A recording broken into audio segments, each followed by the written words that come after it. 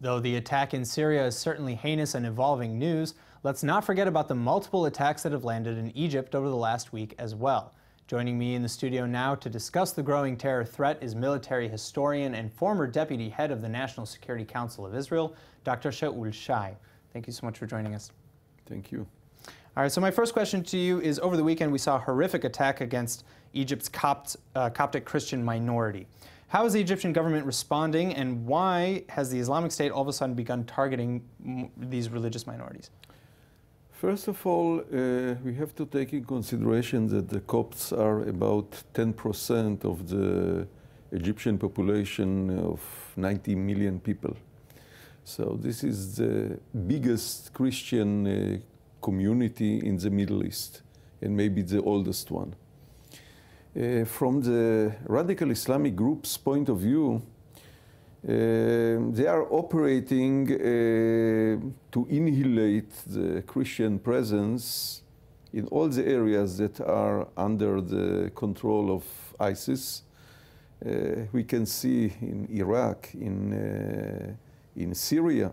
For instance, in Iraq, let's say before 2003, the overall Christian population was about 1.5 million people. Today there are 300,000.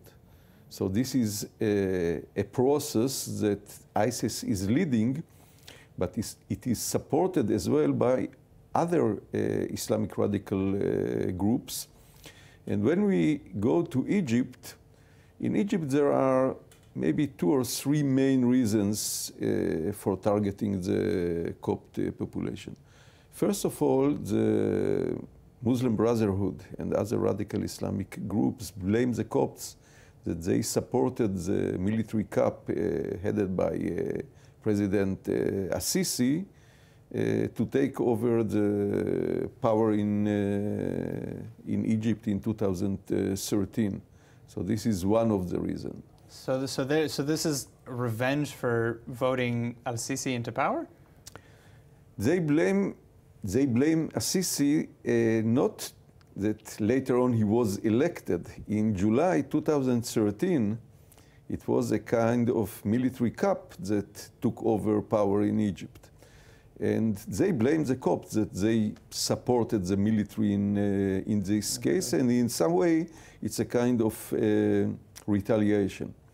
And the other reasons? When we look at the deeper reasons, from ISIS' point of view, there are infidels, and the destiny of infidels is either to be converted to the Islam or to be, let's say, secondary class population in the country, and they try to implement it. And the third reason is that by conducting terror attacks against the Copts, they challenge the regime. They present the regime as unable to protect its own population, and of course it creates pressure on the regime from home and from abroad, of course. All right, now Israel is no stranger to attacks from the Islamic State in the Sinai Peninsula either. How strong is ISIS's foothold in the Sinai, and what threat does that pose to Israel? First of all, some words about the development of the Islamic State in Sinai. It started in 2004 to 2006 when it was Al-Qaeda in Iraq. Abu Musab al-Zarqawi was behind the building of the infrastructure in Sinai. And in 2004 to 2006, they conducted a campaign of terror attacks on mainly touristic sites in the south. The Egyptian regime succeeded to depress it, but it was temporary.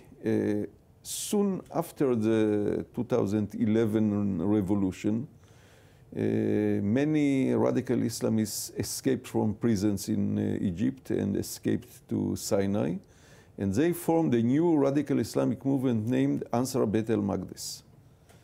This group was at the beginning an Al-Qaeda affiliate, and later on in November 2014, they became the Egyptian branch of the Islamic State.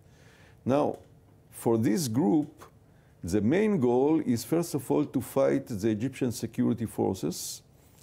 They tried to form and declare an Islamic Emirate in the northern part of Sinai, in the area between the border with Gaza and El Arish.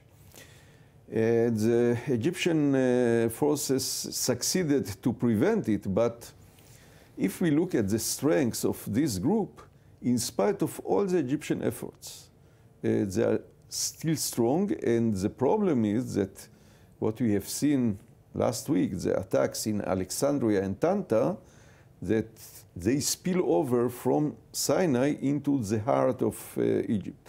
Now, regarding Israel, for the group, of course, Israel is a high priority target. And from time to time, they publish videos and audios threatening Israel. The last attack was a Katyusha attack on Eilat that Israel prevented it successfully. But we have to take in consideration that the capabilities are high and the motivation is high. And we know that at time that ISIS is suffering defeats in Iraq and Syria, they try to show success in other theaters. And one of these theaters, unfortunately, is Egypt, and maybe attacks against Israel. All right, well, thank you so much. Unfortunately, that's all the time we have today. Again, thank you so much for joining us. Thank you.